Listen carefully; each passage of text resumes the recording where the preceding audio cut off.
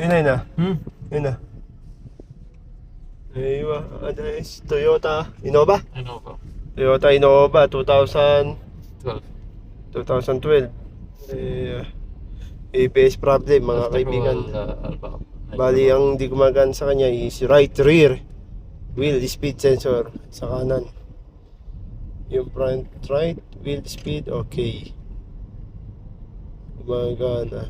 Bali kaya may lang kanyang ABS sensor dahil wala yung kanyang right rear wheel speed sensor. Ayun. U-turn.